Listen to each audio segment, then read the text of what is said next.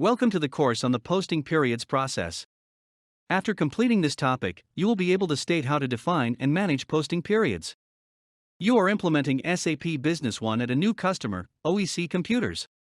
You explain to Maria, the accountant, that a mandatory step in creating the company database is defining the company posting periods.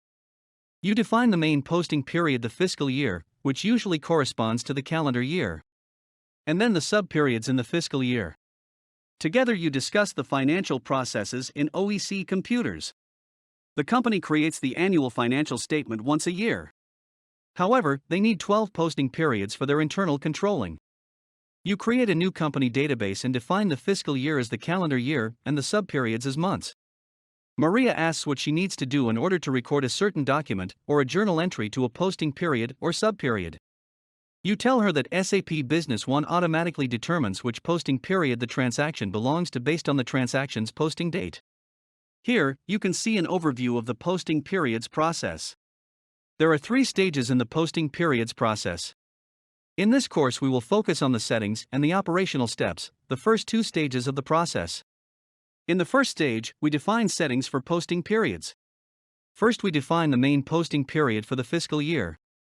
Then we define the sub-periods in the fiscal year, quarters, months, or days. The second stage is the operational stage. In everyday work, we enter documents and manual journal entries with a posting date that will be registered automatically to the appropriate sub-period. Sub-periods allow the user to control posting into them. That way, postings to each month can be controlled. The third stage is period end closing, where you move all profit and loss (P&L) account balances to the retained earnings account and zero out the P&L accounts. We will discuss the period end closing process in a different topic. When you create a new company database, you create the posting periods for the first fiscal year. Sub-periods are created automatically by SAP Business One in the fiscal year based on your selected type of sub-period.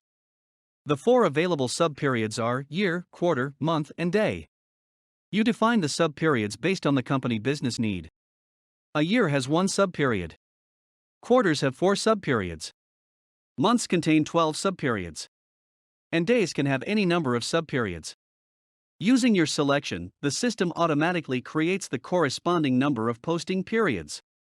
A reason for defining sub-periods will be the ability to lock a past periods so that no additional postings can be made by any user. When creating new posting periods, bear in mind the following important caveats. The beginning of the fiscal year can only be the first day of a month. The start of the fiscal year is set automatically on the first day of the month that was entered in the posting date from field. We recommend creating the posting periods from the earliest period onward. Consider the oldest data you would like to migrate to determine the first period. Make sure you create a new period in advance to allow validations and possible changes before work starting. You cannot have overlapping posting periods. By default, the from date is the day after the end date of the latest existing posting period, and the to date is 1 year later. G/L account determination is saved by period and is copied from the previous period to the next. Therefore, it is recommended to create the oldest period, make your primary account selection, and then create additional periods. You can change the G/L account determination before starting to work with a new period.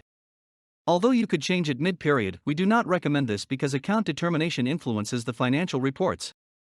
You need to make decisions together with the client accountant. Together you should consider topics like legal reporting and business consolidation. Here are some key points to take away. When you create posting periods, you define the main posting period, the fiscal year, which usually corresponds to the calendar year. The sub-periods in the fiscal year, quarters, months, or days. SAP Business One determines automatically which sub-period the transaction belongs to based on the transaction's posting date. When creating a new posting period, take into consideration the important caveats mentioned in the course. You have completed the topic on posting periods. Thank you for your time.